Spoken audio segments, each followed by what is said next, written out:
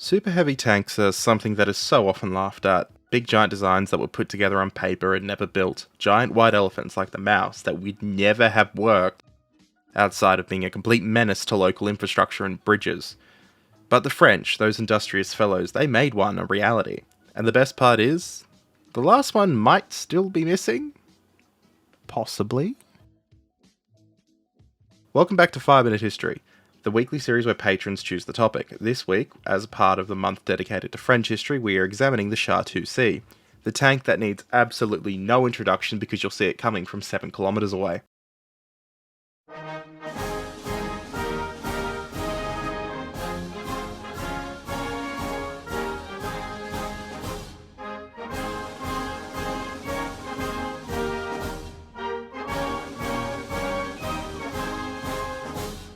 The origins of the Char 2C trace back to the mid-stage of World War I, at a time when the horrific stalemate of trench warfare had made clear the value of heavy armoured vehicles capable of crossing difficult terrain and breaking fortified lines, provided of course the tanks were used properly and integrated into a fighting force such as Hamel and not used piecemeal and by themselves. Inspired in part by British heavy tanks and subsequent types, French military planners sought to create a vehicle that could combine massive firepower, heavy armour, and exceptional trench crossing capability into one big tub. In 1916 and 1917, the French government contracted Forges des Chantiers de la Méditerranée, a shipyard firm with expertise in heavy engineering, to develop what was then called the Char d'Assaut de Grand Modèle, the large model assault tank. I know my French is horrific, but it's just fun to say. Anyway, these engineers grappled with the problem of creating a machine that could crush barbed wire, cross trenches and withstand enemy fire, all while carrying heavy guns and enough crew to operate them. From the beginning, the design was ambitious, to say the least, and probably a giant sunk cost fallacy from day one, but they pressed on, and in 1921 a limited production run of 10 tanks was completed. By then, the war that had sparked the designs though was over, and the nature of armoured warfare was beginning to evolve in a new direction, but no matter, the mega-tanks were here. The Char 2C, put simply, was enormous, both in absolute dimensions and in comparison with other tanks of its era. At full length, with optional tail, it measured over 12 metres long, had a width of around 3 metres, a height of 4 metres, and a combat weight of approximately 69 tons. This made it far larger than any other operational tank of the First World War, or the interwar period, at the time of its design and production. It was the largest tank ever taken into production and remains unique in size to this day. To give you comparison, a modern Abrams is about the same in weight. Naturally, with the size of the monster, its armour protection was substantial for its day, especially considering that effective anti-tank weapons were still in their infancy. The front armour was up to 45mm thick, while the sides and the top had varying thicknesses designed to balance protection with weight considerations. Armour thickness ranged from 35mm on the forward turret to 20mm on the side, to 13mm on the top and 10mm on the bottom.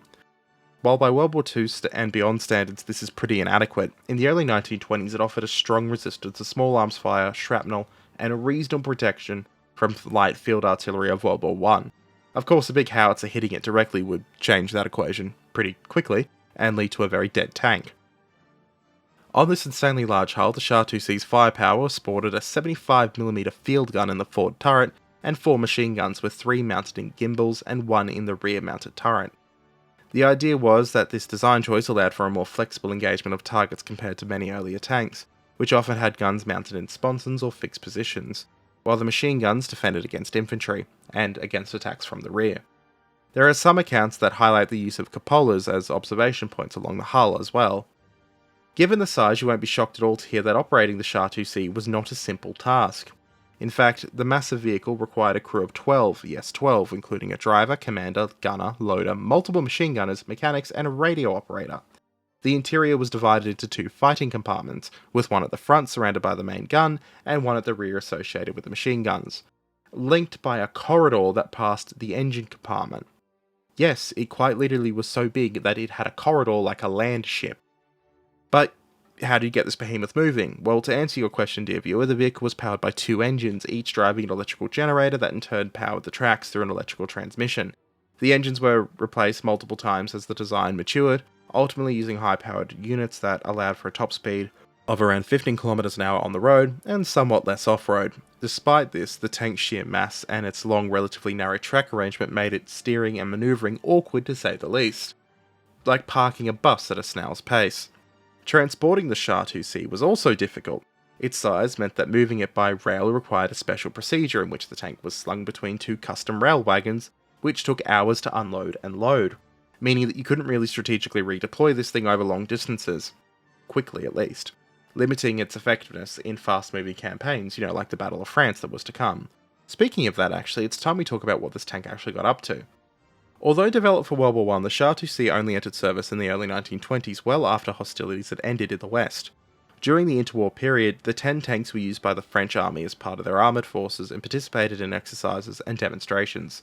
They were largely seen as technological curiosities and prestige pieces rather than practical battlefield tools, in an era moving more towards lighter and faster and more numerous armoured vehicles.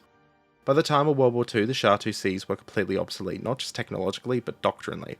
Armoured warfare doctrine had shifted dramatically towards vehicles that prioritised speed, radio communication, coordination, and combined arms. The Char 2C's pace, enormous size, and mechanical complexity made it completely unsuitable for what was coming in the Second World War. Nevertheless, when Germany invaded in 1940, the 2Cs were briefly mobilised. However, most were held in reserve or used for propaganda purposes, being paraded to bolster morale rather than employed in frontline combat. During the chaotic retreat, orders were given to preserve the tanks by moving them away from the front. Unfortunately, though, several became stranded on a railway line end, and to prevent their capture by advancing German forces, they were deliberately destroyed by their own crews in June 1940. Out of curiosity, I do wonder what kind of comedy would have ensued if a Char 2C came across a squad of Panzer IIs in the open. It would have definitely been one of the battles of all time. Although the 2C was never used effectively in combat, and was obsolete by the Second World War, its historical significance is fun, because it represents an extreme approach to armoured warfare, and a belief that sheer size and armour could ensure battlefield dominance. It clearly couldn't, but that wouldn't stop the Germans from developing the Maus, even though they defeated the 2C without it even firing a shot at them.